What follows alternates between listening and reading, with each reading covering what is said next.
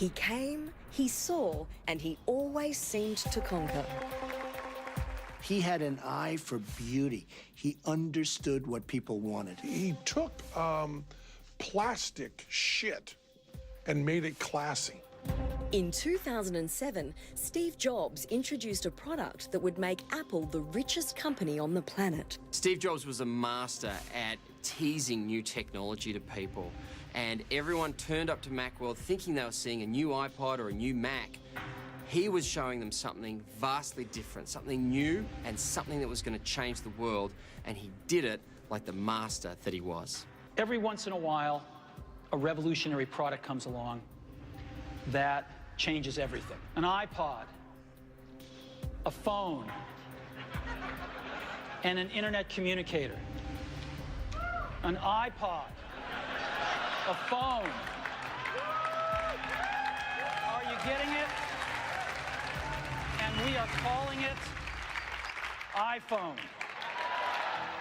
Today, we look back and it all looks so easy.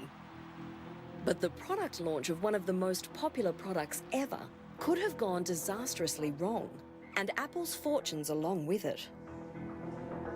Every single time he touched the screen, we're waiting for the music to stop playing. We're waiting for the browser to just go white. I mean, there's all sorts of things that we knew could happen. I've got playlists here. I can go into my playlists. I've got artists. I've got songs.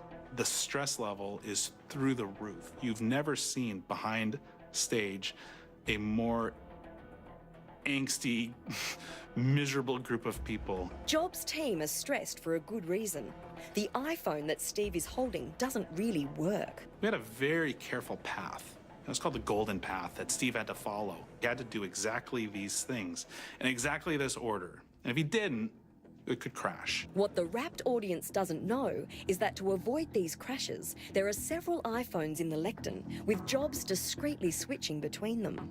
It would take a magician to figure out how he did it. He was doing switches. He would switch one iPhone for the other so he could show off different apps when they actually couldn't change. So it was a matter of, reaching beneath the lectern and pulling out a phone that looks like the same phone, only it's not. It's the phone to the left. As the demonstration goes on, Jobs' backstage team do what any sane men would do under this kind of pressure. They start to drink heavily. I could play with this for a long time. I just anticipated all this going wrong. So on my drive, I brought with me a bottle of scotch. And what we decided to do is every one of us who was responsible for a certain part of the demo, whether it was playing some music, showing the maps, whoever was responsible for that part would take a shot. Problem was, I'd been involved for all of them. By the time Steve does the big finale, I'm completely wasted. And this grand finale is the most risky part of the presentation. To conclude, I want to show you something truly remarkable. Jobs plans to run all of the features of the iPhone at the same time. And one more thing, make a live phone call. He's got, at this point, maps going, there's paused music. All the software is lit up on this phone. So I'm going to search for Starbucks, and sure enough, there's all the Starbucks. Things could go just absolutely sideways. And I can even go look at that Starbucks, and there it is, and let's give him a call. Maybe the whole thing was just going to go black and then restart. We didn't know.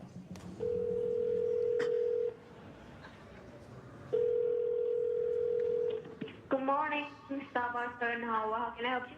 Yes, I'd like to order 4,000 lattes to go, please. No, just kidding. Wrong number. Thank you.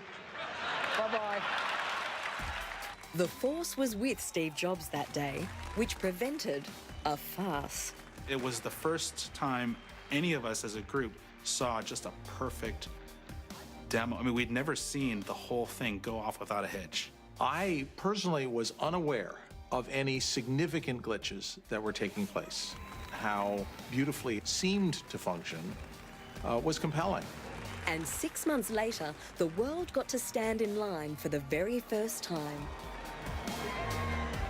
This is gonna be like going down in the history of all cell phones. To see the line of people snaking around the building, waiting to hand over $700+ for a phone that we had just created, was the time where it really kind of hit home for me. Steve, I love you!